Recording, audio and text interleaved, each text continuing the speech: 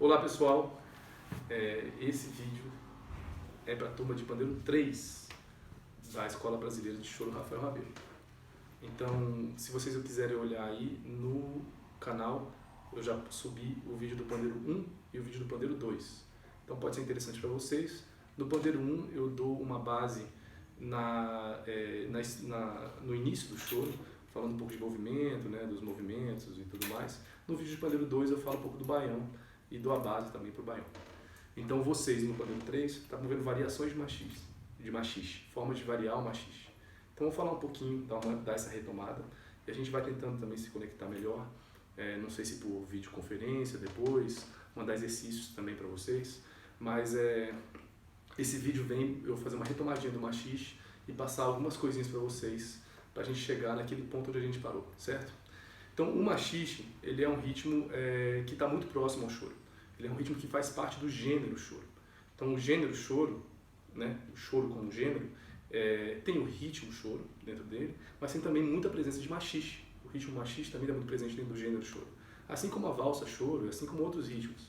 Então é um ritmo que está muito relacionado a tocar choro, assim como também está relacionado ao samba. Você tem vários sambas que na verdade ritmicamente são machiches.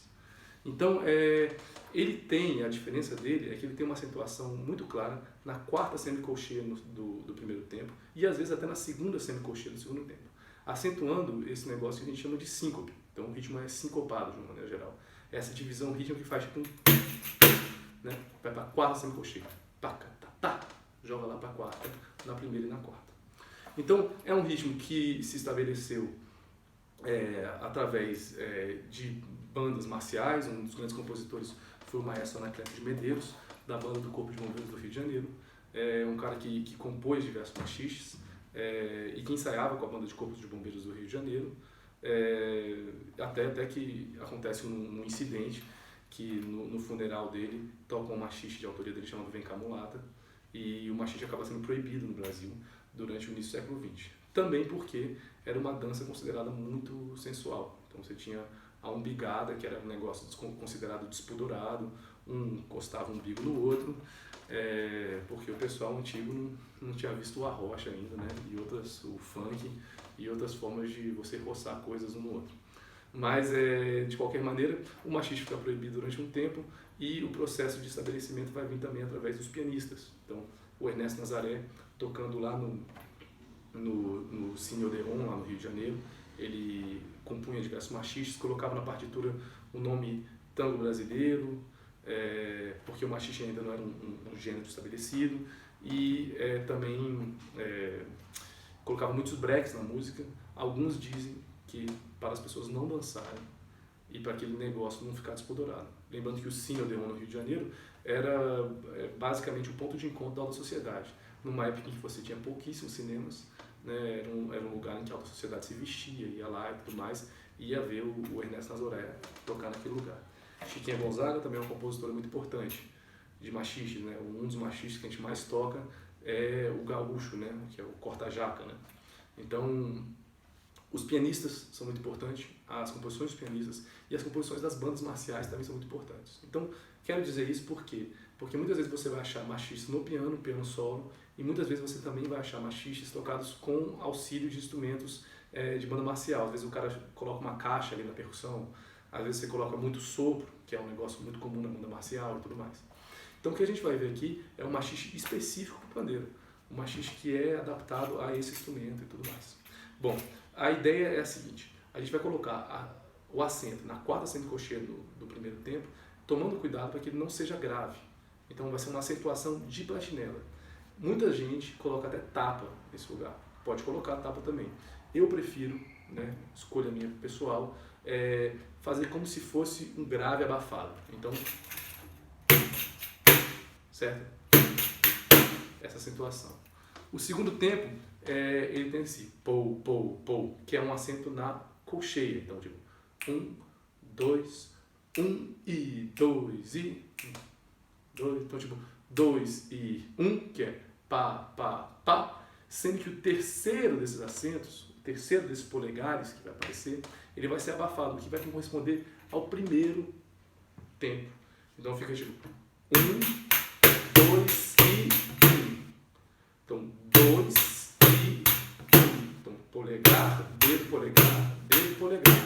certo? Então, tipo, 1, 2 e 1, 2 e 1, 2 e 1,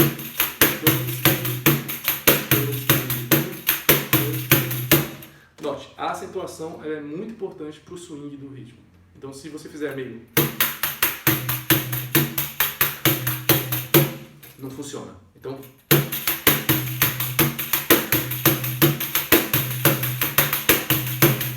vocês vão notar agora que no final da batida eu coloquei já 2 acentos. Um acento na segunda semicolcheia e um acento na quarta semicolcheia do tempo. Fica assim, ó. Assim que você sai do polegar abafado, já vem pro acento, vai para a base, acenta de novo, aí polegar, dedo, e o polegar, né? Esse terceiro polegar, na verdade, é o primeiro já, o polegar de início da música, né? É o da batida. Então, você pode até alternar, e um dos exercícios que eu passei para vocês foi fazer essa alternância. Então, um acento, 2 acentos, um acento, 2 acentos. Fica assim.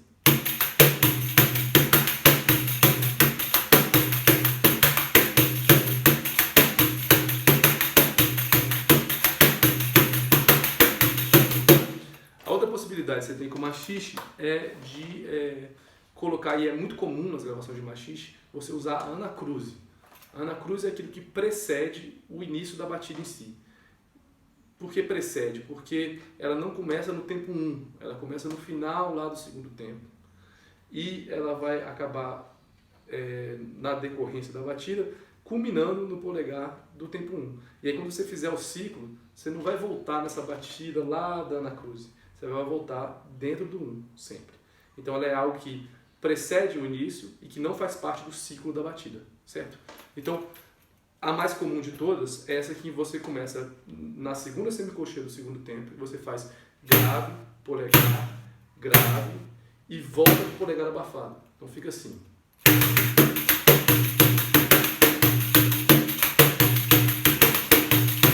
Percebe? Quando eu entrei na batida, eu já não voltei mais para esse pá, pá, pá, pá, combinando.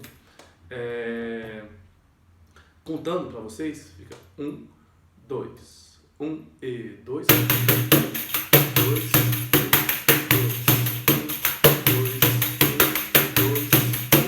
2, 1 e 2, 2, 2.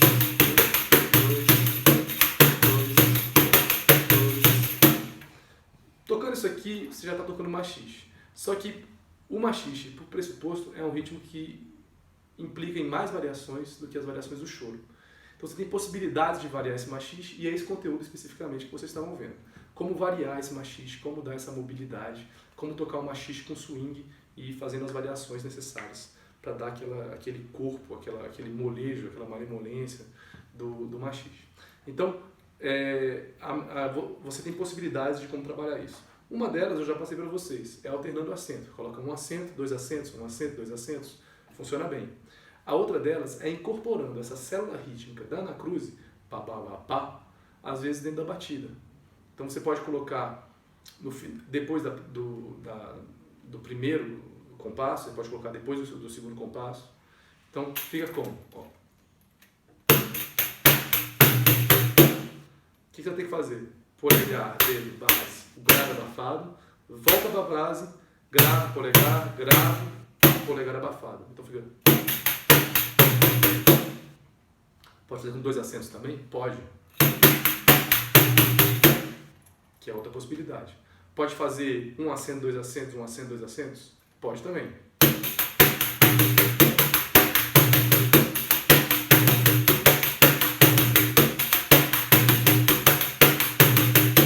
Então, também é uma possibilidade. Pode fazer junto com a anacruse, incorporar a anacruse nisso? Também.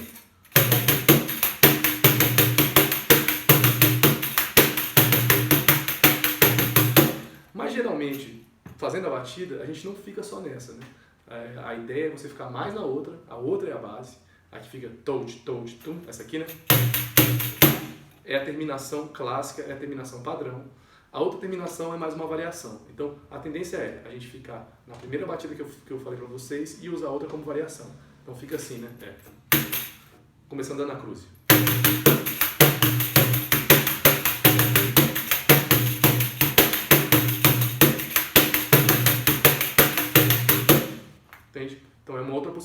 você tem de variar.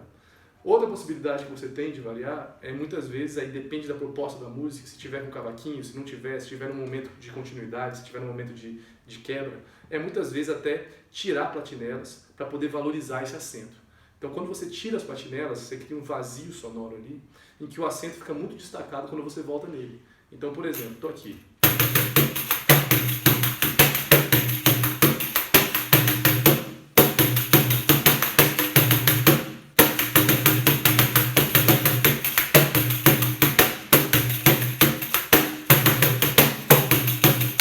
O que eu fiz? Parei de fazer platinela no meio, mas mantive os acentos e mantive os graves. A identidade do ritmo está ali, só que a gente propôs uma descontinuidade dentro dessa condução das platinelas dentro da batida. Então a gente deixou de dar a condução da música, fez uma fragmentaçãozinha para poder tocar. E aí, bom, misturando todas essas variações diferentes, a gente pode chegar a um estudo muito complexo. Então você pode chegar e pegar essas batidas todas, sortear elas e tal até, e como forma de estudo, tocar contínuo aqui, tocar sem continuidade ali, fazer anacruse ali, colocar uma terminação aqui, colocar outra terminação ali. Você tem muitas possibilidades de variação, que é isso que a gente estava vendo. Então a ideia é que vocês tenham autonomia para sair de uma variação para outra, para poder transitar entre essas diferentes linguagens que o machiste propõe para vocês.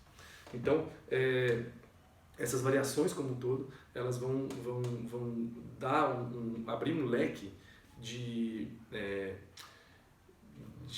possibilidades rítmicas que vai dar autonomia para vocês para poder variar num lugar ou outro. A questão de variação dentro do machixe ela é mais comum que no choro, mas ela também não é esse negócio desenfreado todo também não.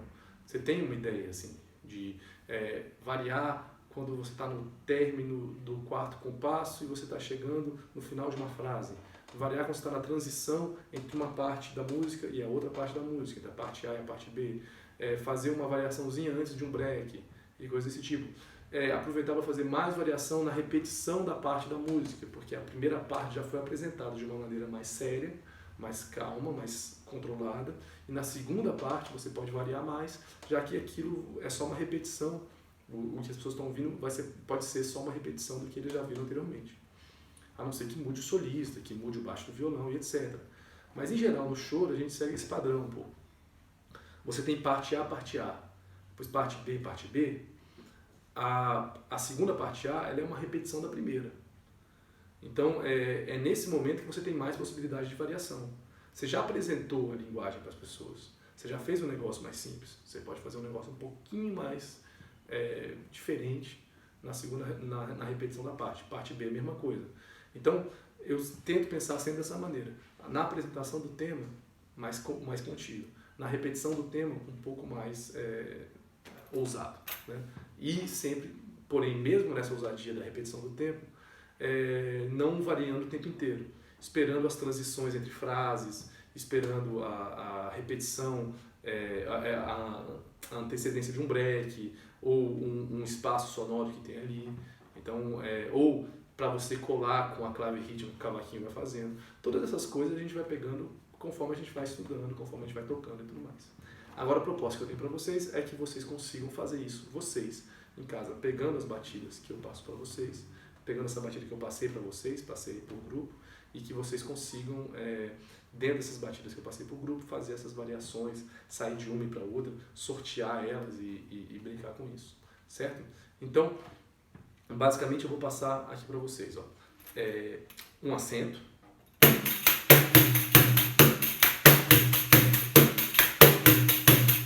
certo? Dois acentos.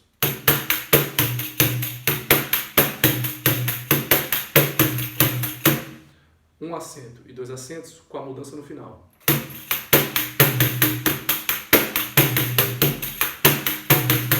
Esse foi de um, né? Agora é de dois com a mudança no final.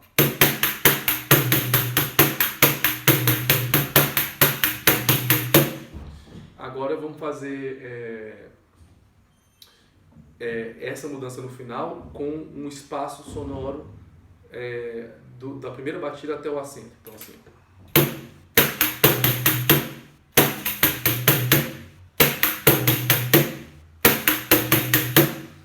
Dois acentos com esse mesmo espaço sonoro.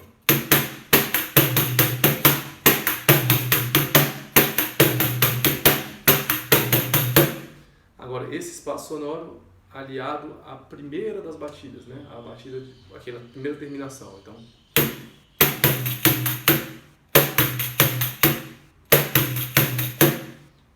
agora com 2 acentos.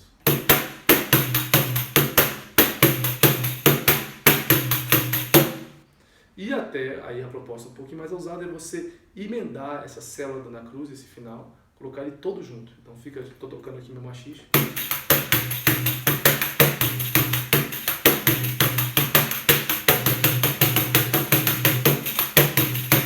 Muito característico da linguagem do Jorginho e do pandeiro, isso aqui você faz. Como se fosse um monte de batida subsequente, um monte de grave, um na sequência do outro, mas sempre abafando o primeiro tempo, né? Então tipo fica... Isso aqui é muito importante o abafado, para dar essa sonoridade. Se você isolar a batida, ela fica assim. Né? Começando do 1, eu digo, né? Então você está no...